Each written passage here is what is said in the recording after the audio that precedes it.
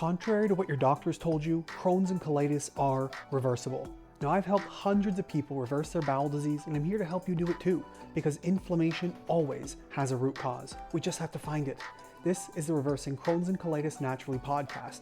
Now, I do these live trainings in my Facebook group every single week and put the audios here for you to listen to. If you want to watch the video versions of these episodes, just click the link in the show notes to get access to our Facebook group and YouTube channel. And for weekly updates, information, tips, and tricks, you can sign up for our email list by clicking the link in the show notes below. Now, if you've got IBD and you know that even though your doctor says food doesn't matter, you just know that food obviously matters. Food is a huge part of everything. Food is nourishment. Food is often medicine. But if you're finding food isn't making a difference for you, it doesn't mean it doesn't matter. It still matters. But you might be finding it's not making a difference for you. You might be finding that food only helps you a little bit, or you found that food has made a dramatic difference, but there's still some things lingering and hanging on that we have to deal with. You can't figure out what's going on. And so today we're talking about why food is not fixing your IBD and what to do instead. Now, as a quick overview, we're going to talk about why what you're eating isn't fixing your IBD, obviously. We're going to talk about why diet may or may not help your IBD. We're also going to throw in a little bonus here today to talk about how you can use your food to help indicate root causes. Now, if you've been to my lives before, you'll know I constantly talk about your root cause. Inflammation at any point in the body, any disease, anything is not random. We're going to talk about that here today, help you find your root cause through food. So first things first, let's talk about why food matters. This is really kind of third grade stuff, but unfortunately, a lot of doctors don't believe food matters. They will say, food doesn't matter, eat whatever you want. It has no impact on this disease. Whatever. They'll say food won't get you into this disease, therefore food won't get you out. Eat whatever you want, food doesn't matter. Oftentimes in the same breath, they'll say avoid gluten, avoid dairy, maybe try drinking a bit less. And that's about it. Because they literally get a couple hours in 7 to 9 years of schooling on nutrition. It's very, very little. And just talk about why food does matter. If your doctor has said to you that food doesn't matter, give me a thumbs down. Like, screw those guys. Give me a thumbs down in the chat. Let me know. And while you're doing that, I'm going to talk about why food obviously matters. So here's the thing. This is you. Yay. You're happy. And when you eat food, right? Let's, what are we going to say is food? I'm going to make a taco. Everyone loves a taco. Okay? So you eat a taco. What happens? Well, naturally, you poop. You eat, you poop. Here's something else to think about. Food gets digested by you, gets turned into poop. What happens to that digestion? How does it break down? Well, same thing. You have food, which is broken down by microbes, which is turned into poop. You eat, you poop, so do your microbes. Now, what are we feeding? If we are feeding these microbes the wrong things, if we're feeding them things that create bad byproducts, things that create inflammation, things that promote toxicity in the body, and you are eating things that create inflammation, you are contributing to bacteria whose byproducts make more inflammation. So obviously what we eat matters. You eat, you poop, so do your bacteria. They eat, they poop. They poop out good things and bad things. They poop out short-chain fatty acids. Like butyrate is great for the immune system, reducing inflammation. Your bacteria actually produce certain vitamins. They have all kinds of immunomodulating effects. They do all kinds of stuff for your body. But if you're eating the wrong stuff, you're pooping out the wrong stuff. You're pooping out toxins. We call these guys LPS, stands for lipopolysaccharide, another fancy word. You can also call them endotoxins, right? They're toxins. Endo means within. So the toxins made by your bacteria, which create more problems. Now, depending on what you have going on in the body, certain foods may be worse for you. And this is what's really interesting. So when you eat, you poop, so do your bacteria. What you feed them determines what they poop. It determines what we feed and which bacteria are pooping. And if they're getting bad things, you're causing inflammation. This is like third grade biology, but still doctors say, well, it doesn't matter. Food doesn't cause this disease, therefore food doesn't matter. Eat whatever you want. So food doesn't matter. Doctors say that. We know that's bullshit. We know it doesn't mean anything. We know that's dumb. Now, let's talk about how food impacts IBD. The first one is going to be a really obvious way I'm going to talk about. The second one, we're going to talk about what it may be feeding and how you can use that to help determine your root causes, okay? Your root causes. Now, if we don't know the root cause, we can't fix it. But we reverse IBD like clockwork. It's what we do in our programs. You hear me talk about it all the time because we find the root causes. We find the things causing you the problem, and that's what we're going to do here for you now. So, number one reason why food causes problems in IBD, whether it's you're feeding bad bacteria, that's the first one we talked about. We're just going to put feeding bad. Okay, so you're feeding into the problem. Another thing that we can see is that we are unable to digest certain things. If you're somebody who has a very rapid transit time, you eat 10 minutes, 30 minutes, an hour, you're in the bathroom, you're looking at whole food in the toilet, you're gonna have whole undigested pieces of food. That digestion should take a minimum 4 hours for most things, up to 12 and 16 hours for some things to break down. If they rush through, they don't have time to be broken down. They're coming out whole. Along the way, they're causing inflammation. Your body is creating leaky gut. Did you know leaky gut is a good thing? Leaky gut is your body trying to wash things out. Like when you put your thumb over the hose to wash your driveway, that's your body flushing things out.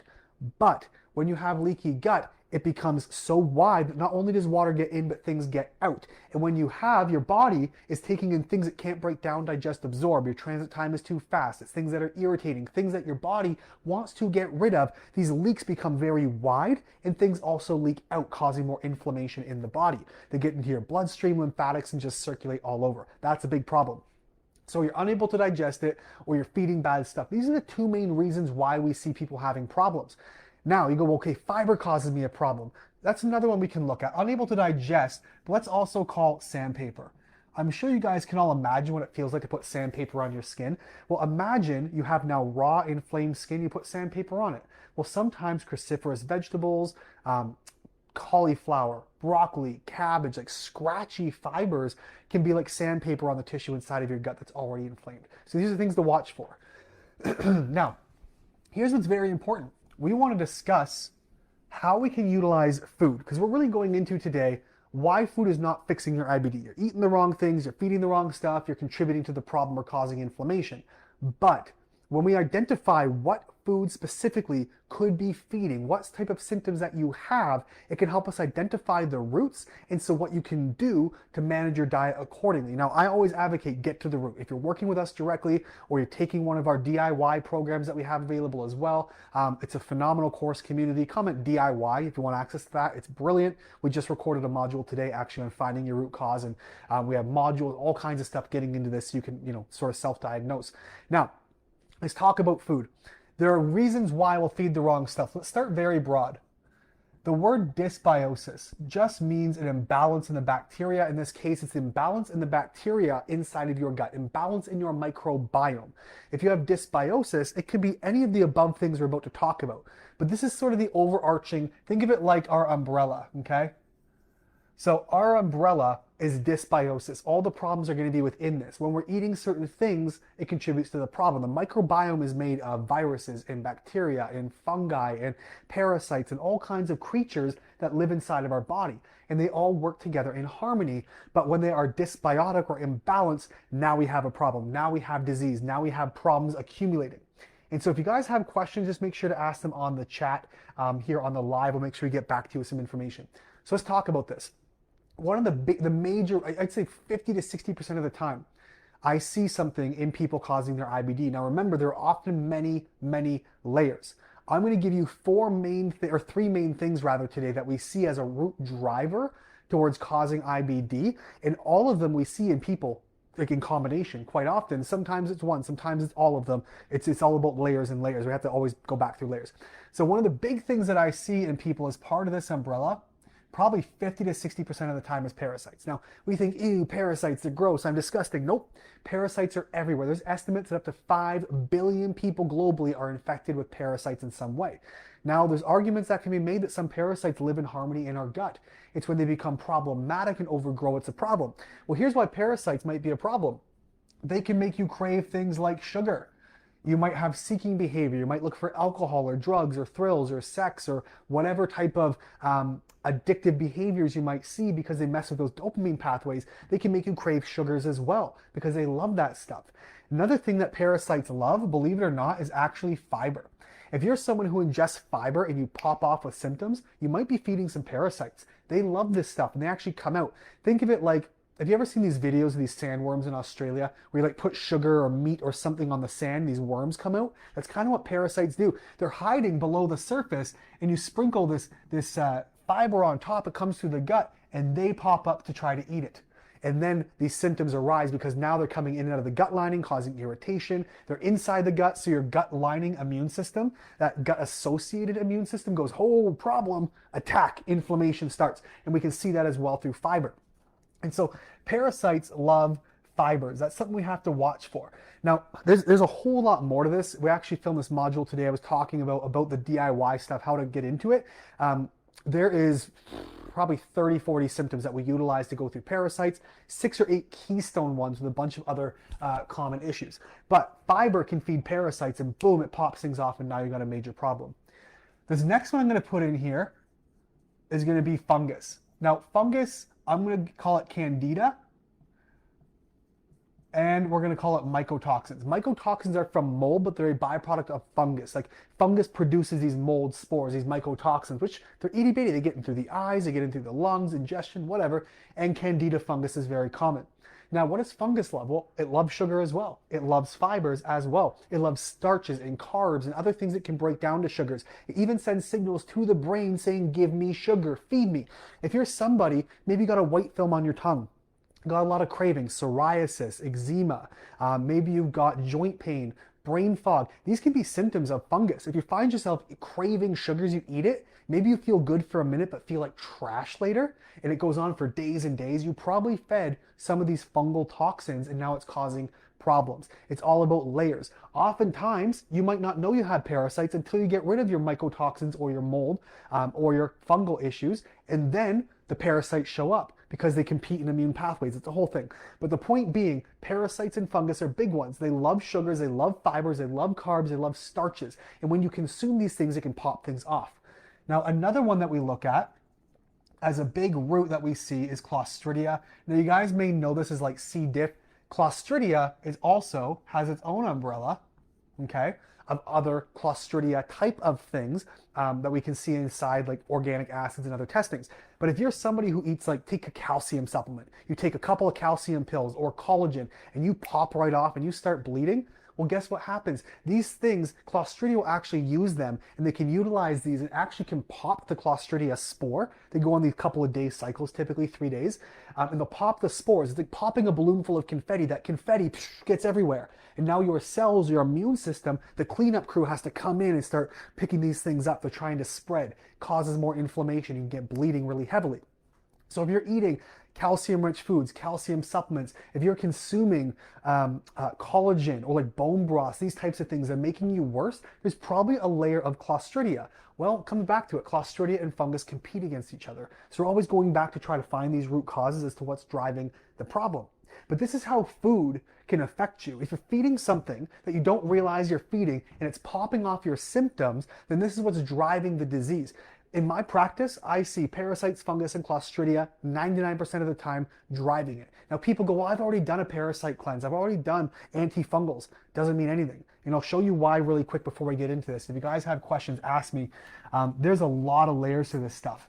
But picture this. You have Candida here. Well, Candida actually competes against Clostridia, and Clostridia actually promotes parasite growth by suppressing that part of the immune system, and parasites can actually drive Candida. It's the goal. I've already done a parasite cleanse or a Candida protocol. I've already done antifungal medication. Well, cool. Guess what? This is being suppressed, or it's driving it. And so you can't actually get rid of it all. Maybe you got rid of 70%, but 30% was still there. That 30% fed into the next problem, which fed into the next. And so we have to go through like a Jenga tower and pull these things apart one by one. And so simply what you're eating and what you're consuming can help us identify your root causes. And this is what we can do instead. I said at the beginning, we're going to talk about why what you're eating isn't fixing your IBD, because we haven't addressed these root causes. We haven't addressed the dysbiosis itself. It's a very complex process. Antibiotics, not going to fix it. We have to get in there manually. We said we talk about why your diet may or may not be helping. Well, that's because you could be feeding these things or not doing the things we need to in conjunction to get rid of these root causes, to actually pull them apart in the right order in the Jenga tower so it can actually tumble down. We talked about how your food can help indicate what might be causing it. Now, it's not as simple as going, oh, I eat fiber, I must have parasites, I have problems. It could be much more layered than that. But these are things to consider. This is why we go through our histories and do 2 interviews and 300 different questions and kind of assess these things. But how do we reverse the IBD? It's a Jenga tower. So picture we have all these parts and pieces. You got Clostridia, you got parasites, you got fungus, you got mold, you got more parasites down here that are still dormant. What it looks like, we kind of have to go through, picture it like this. We have to go through and pull out these layers. So I can get rid of some parasites, perfect. That looks really good. I'm feeling a little bit better. Well, I can't get the rest of my parasites because they're being blocked by my candida. I have to go through and fix that fungal issue. Now I can get more parasites. Now that they're there, I can get rid of some of this Clostridia. Perfect. Well, that's revealed another layer of my fungus, and on it goes. And maybe you got more parasites down here, and now there's other dysbiosis. Now your liver's all jacked up, and now we have to go and clean out the liver. We have to promote pancreatic health. Now we have to go back, and nutrient deficiencies are a problem, and it's always layering, layering, layering. It could take a long time. Now, in the meantime, I want to see if we have any questions. Well, guys, that's great. There are no questions. So I've either done a phenomenal job or I bored you out of your minds and nobody's paying attention. Both are super cool. So that's where we're going to wrap it up for the night. Remember, as a quick recap for this thing, what you're eating isn't fixing it because you're addressing the wrong things. You're not getting to the root.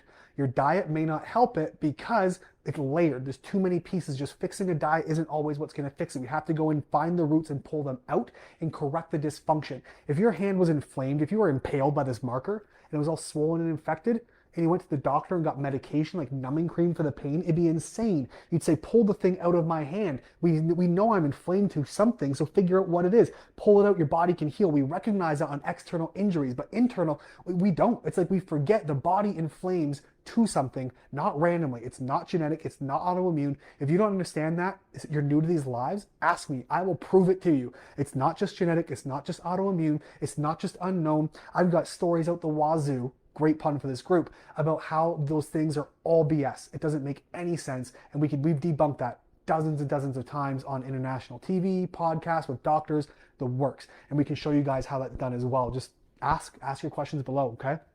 Now, finishing up the recap here.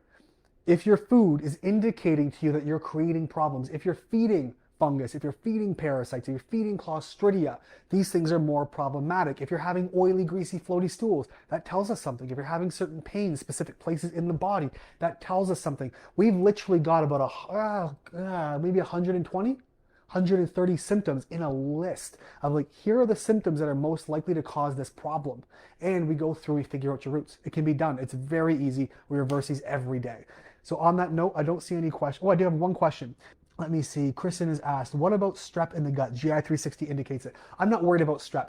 Staph and strep are two bacteria that are often just overgrown. They're opportunistic. They love inflamed environments. If you have something causing you a problem and inflammation is a byproduct of that, staph and strep just like those environments and they tend to grow more in those acidic environments. So I'm not worried when I see them. It just shows me you are inflamed. In fact, the GI map, I used to love them. They used to be the cornerstone of what I've done. But over the years, as we worked with hundreds and hundreds of people reverse, we probably see 15 people a month that we're reversing every single month, 15 different people who are reversing it. And I use GI maps less and less. So I wouldn't worry so much about the specific bacteria right now. What we have to ask is always one layer deeper, right? If you're dealing with an issue right now and you go, okay, well, I've got staph and strep problems. Well, why? Right? You have them, so you can try to bring them down. They're just going to grow they're going to grow back the same way they did the first time. So we have to ask, why are they overgrown? How did that happen? Which brings us back to our root cause. It's always a layer deeper. Well, it's on antibiotics, and that's when I became inflamed. So now you're inflamed, you got staph, strep, cool. Why were you on antibiotics? Well, I had an infection. What was the infection from? It was in my lungs. Okay, so your immune system was suppressed. Why?